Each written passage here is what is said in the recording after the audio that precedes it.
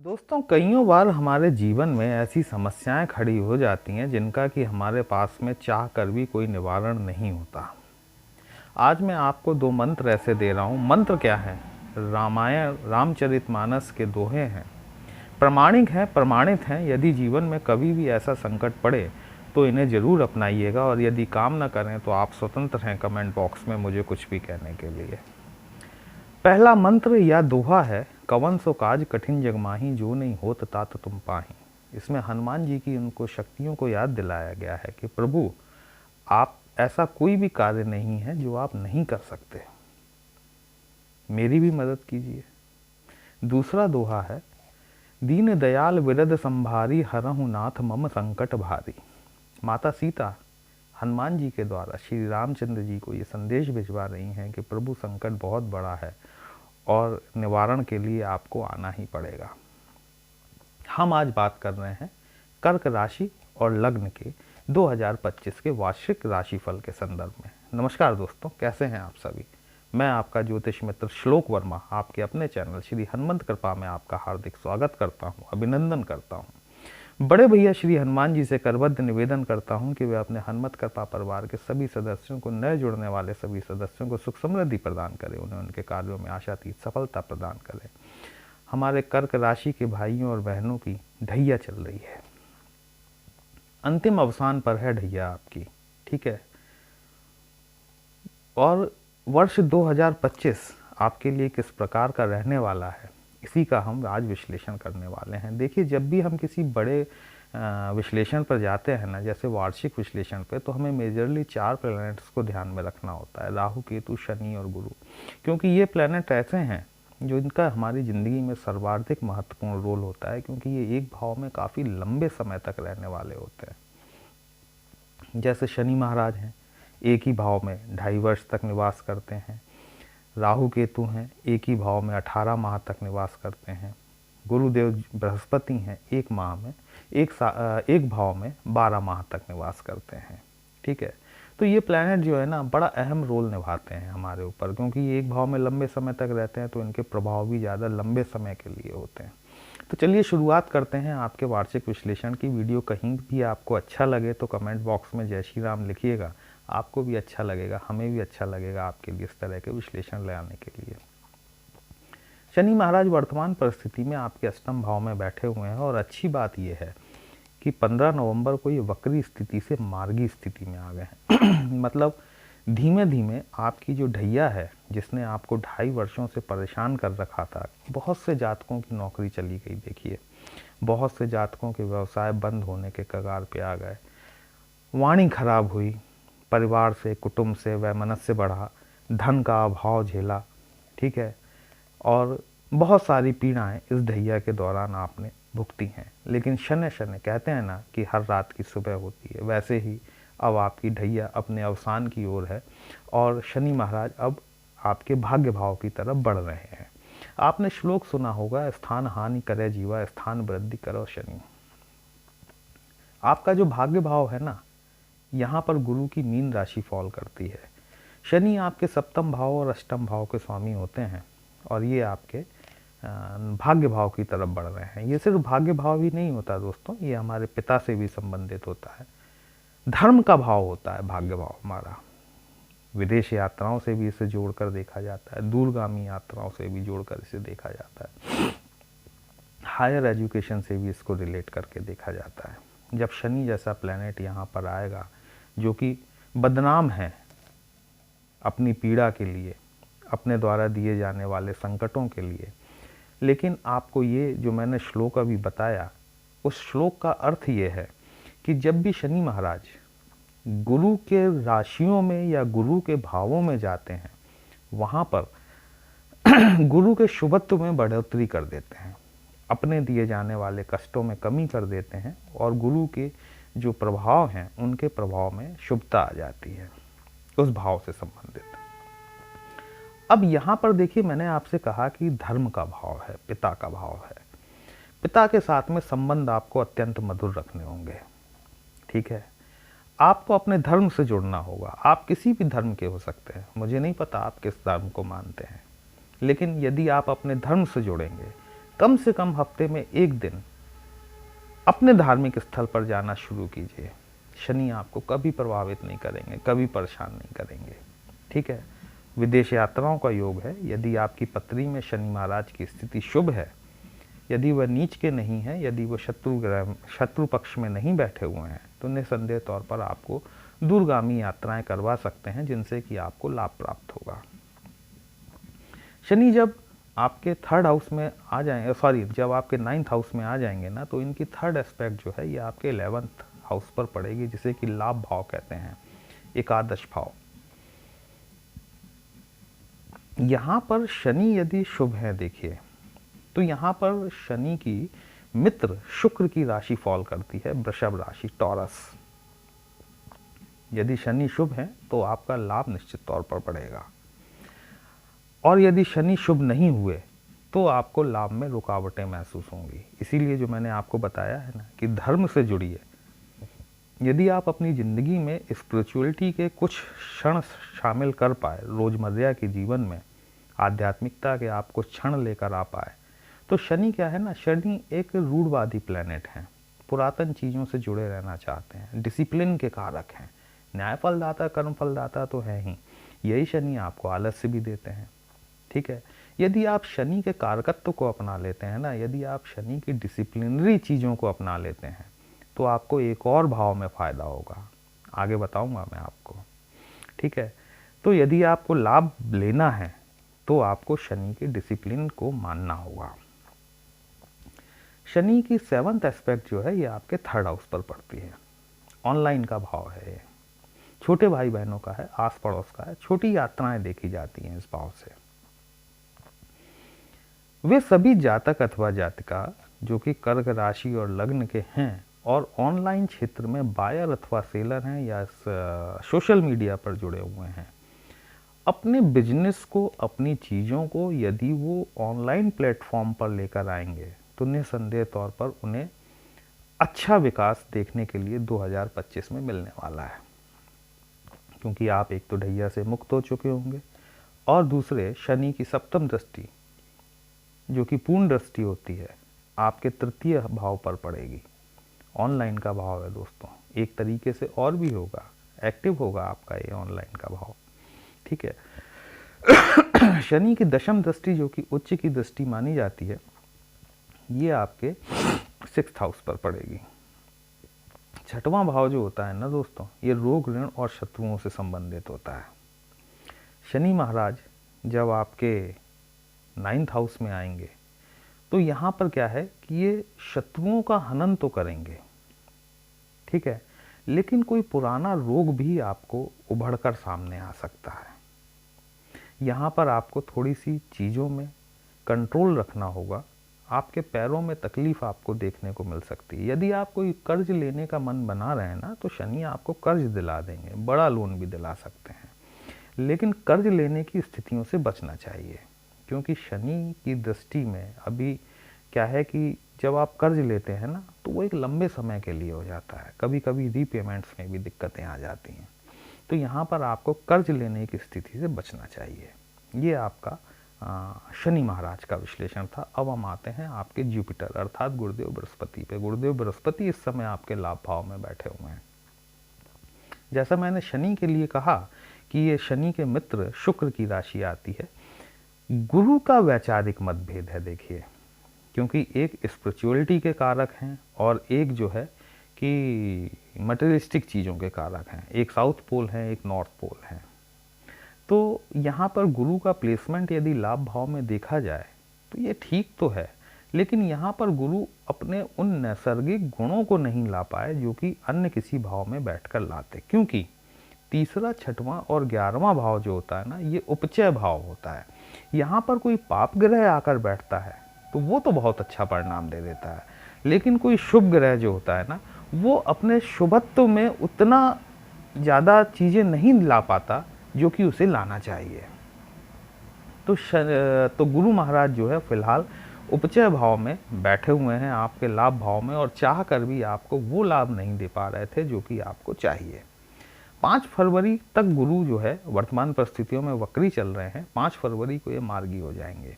मार्गी होकर ये आपके 12th हाउस की तरफ बढ़ना शुरू कर देंगे। देखिए, जब भी प्लैनेट कोई वक्री से मार्गी होता है ना, तो वो अपने आगे वाले भाव के परिणाम आपको देना शुरू करता है। फरवरी में आपको ये चीज़ें देखने को मिलना शुरू हो जाएंगी, क्योंकि गुरुदेव धीमे धीमे आपके 12th हाउस की तरफ बढ़ना शुरू कर देंगे। 12th हाउस क्या होता है दोस्तों? 12th हाउस हमारी आध्यात्मिकता का भाव होता है, विदेश से संबंधित भाव होता है, विदेश यात्राओं से संबंधित भाव होता है, विदेश से होने वाले व्यवसाय को भी इससे रिलेट करके देखा जाता है। साथ ही साथ आकस्मिक रूप से होने वाले अस्पताल के खर्च को भी 12th हाउस से जोड़कर देखा जाता है। अब यहाँ पर जुपिटर की डिमांड क्या है आपसे? 12वें भाव में जब जुपिटर जाएंगे तो यहाँ पर जो है आपको वही चीज़, शनि के लिए आपको धर्म से जुड़ना है, जुपिटर के लिए आपको आध्यात्मिक साथ से जुड़ना है। ज़िंदगी में थोड़ी सी स्पिरिचुअलिटी आपको लाना ज़रूरी है, भले ही आप कुछ क्षणों के लिए प्रतिदिन लाएं, लेकिन आपको आध्यात्मिकता को होना पड़ेगा। और यदि आप हॉस्पिटल के खर्च से बचना चाहते हैं, आपको किसी ज़रूरतमंद को दवाइयाँ दान करनी चाहिए, चाहे 10, 20, 50, 100 रुपये, जितनी आपकी श्रद्धा हो या जो आपकी पॉकेट अलाउ करे।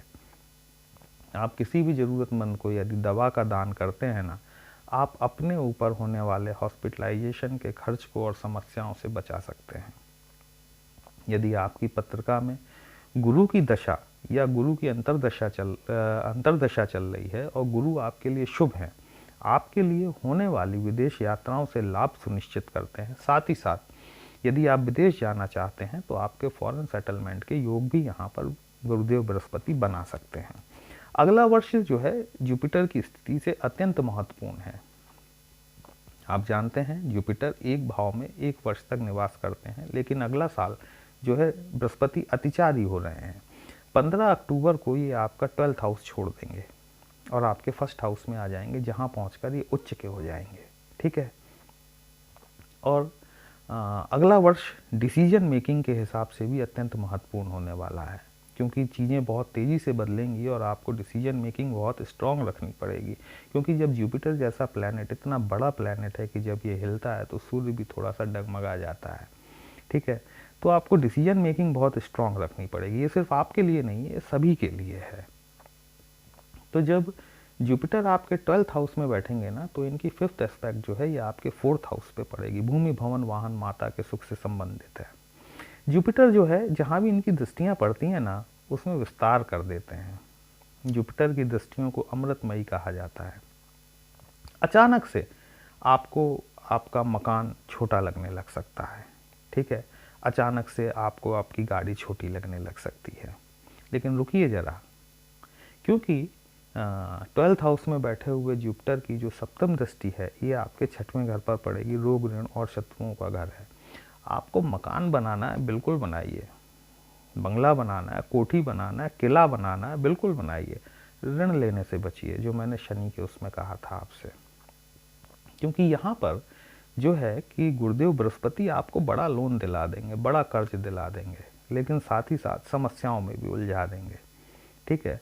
कोई पुराना रोग उभर के सामने आ सकता है और आप उसका इलाज करा पाने में समर्थ होंगे। 6वां भाव जो होता है ना, ये सेवा भाव भी होता है। सिर्फ नौकरी और व्यवसाय ही नहीं होता, नर सेवा ही नारायण सेवा होती है। देखिए दोस्तों, यदि आपके द्वारा किसी भी व्यक्ति की किसी भी प्रकार से कोई मदद की जाती है, तो आप ये मानकर चलें कि आप एक प्रकार से नारायण सेवा ही कर रहे हैं।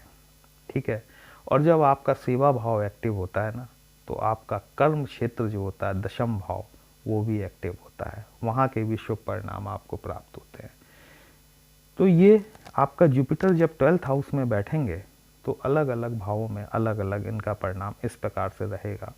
और ये जब 15 अक्टूबर को उच्च के हो जाएंगे, आपके 1st हाउस में आ जाएंगे। तो जब ये उच्च के होते हैं ना, तो आप जानते हैं कि कोई भी प्लैनेट जब उच्च का होता है तो वो अपने गुणों में वृद्धि कर देता है। जब 1st हाउस में आएंगे तो जुपिटर की आप जानते हैं 5वीं, 7वीं और 9वीं दृष्टि होती है। 5वीं दृष्टि आपके 5म भाव पर पड़ेगी। अत्यंत शुभ दृष्टि है। ये आपके एजुकेशन का भाव है, संतान का भाव है, आपके लव, रोमांस, रिलेशन का भाव है, साथ ही साथ स्टॉक मार्केट का भी है। वे सभी जातक अथवा जातिका जो कि संतान इच्छुक हैं, वो हमारी माताएं बहनें जो कि संतान की आकांक्षित हैं, उनके लिए अगला वर्ष इस मामले में देखा जाए तो बहुत शुभ होने वाला है, क्योंकि सप्तम दृष्टि आपके जीवन साथी के भाव पर पड़ेगी, व्यापार व्यवसाय के भाव पर पड़ेगी। आपकी यदि विवाह नहीं हुआ है तो आपका विवाह होना सुनिश्चित करते हैं जुपिटर गुरुदेव बृहस्पति। आप कोई नया व्यवसाय खोलना चाहते हैं, आप नया व्यवसाय खोल सकते हैं, कोई नई भागीदारी आप शुरू कर सकते हैं, अपने व्यवसाय को एक्सपेंड कर सकते हैं, उसकी ब्रांचेस खोल सकते हैं। नवम भाव जहाँ पे शनिदेव बैठे हुए हैं, यहाँ पर गुरु की 9वीं दृष्टि पड़ेगी। कब से पड़ेगी? अक्टूबर 2025 से। ठीक है, तो जब गुरु की यहाँ पे 9वीं दृष्टि पड़ेगी, आपके पिता के साथ आपके संबंध मधुर होंगे, आपकी कुछ धार्मिक यात्राएं भी हो सकती हैं। ठीक है, जहाँ पर कि आप किसी न किसी देव स्थान के दर्शन के लिए जा सकते हैं, जो कि लंबी दूरी की होगी, और साथ ही आपको आपके भाग्य में वृद्धि देखने को मिलेगी। कईयों काम ऐसे होते हैं जो कि हमारे भाग्य भरोसे भी हो जाते हैं। तो जुपिटर महाराज जब आपके फर्स्ट हाउस में बैठेंगे ना, बृहस्पति देव, तो यहाँ पर बहुत सारा आपके भाग्य में इम्प्रूवमेंट करने का कार्य करेंगे। आपका भाग्य आपका सहयोग करता हुआ महसूस होगा। इस दृष्टि से देखा जाए तो अगला वर्ष जो है बहुत बढ़िया रहने वाला है। ठीक है, अब हम आते हैं आपके राहु और केतु महाराज पर। राहु और केतु में से राहु महाराज आपके अभी भाग्य भाव में बैठे हुए हैं और केतु महाराज आपके तृतीय भाव में बैठे हुए, मतलब पराक्रम के क्षेत्र में। 30 मार्च को शनि महाराज आपके अष्टम भाव से निकलकर आपके भाग्य भाव में पहुंच जाएंगे और राहु के साथ में युति बनाएंगे। ये जो टाइम रहेगा लगभग 1 से सवा महीने का, क्योंकि राहु और केतु का जो ट्रांजिट होगा ये मई में होगा, तो जब तक ये साथ साथ बैठे हैं आपको अत्यंत ही सावधानी बरतने की आवश्यकता है हर क्षेत्र में। ठीक है, वाहन सावधानी से चलाएं और जीवन के हर क्षेत्र में आपको इस 1 से सवा महीने के बीच में आपको सावधानी बरतनी ही चाहिए, ऐसी मेरी आपके लिए राय है। मई में राहु और केतु का ट्रांजिट होगा। राहु महाराज जहां अभी शनिदेव बैठे हुए हैं वहां पर राहु महाराज आ जाएंगे, मतलब ये भाव बदलेंगे अपना। शनिदेव राहु के भाव में जाएंगे और राहु देव शनि के भाव में आ जाएंगे, अष्टम भाव में आ जाएंगे राहु आपके, और केतु देव आपके सेकंड हाउस में पहुंच जाएंगे। धन वाणी परिवार कुटुंब से संबंधित होता है, घर छूट सकता है आपका, आपको कोई नई नौकरी मिल सकती है, आपका ट्रांसफर हो सकता है। ठीक है, यहाँ पर केतु देव जो है आपको आपके परिवार से डिटैच करने का कार्य करेंगे। राहु देव आपके अष्टम भाव में बैठेंगे। देखिए अष्टम भाव जो है ना, रहस्यों से भरा भाव है, इसे मृत्यु भाव भी कहा जाता है, इसी को आयुष्य भाव भी कहा जाता है। हेरिटेंस का भाव है ये, विरासत, वसीयत, इंश्योरेंस का पैसा सारा इसी से देखा जाता है। जो भी हमारे पैरों के नीचे है, मतलब जो भी कुछ जमीन के नीचे छुपा हुआ है ना, जो रहस्यों से भरा हुआ है, वो सारा अष्टम भाव के अंतर्गत आता है। हमारी खुफिया संस्थाएं भी अष्टम भाव में आती हैं, जैसे कि रॉ हो गया, आईबी हो गया, सीआईडी हो गया, सीबीआई हो गया।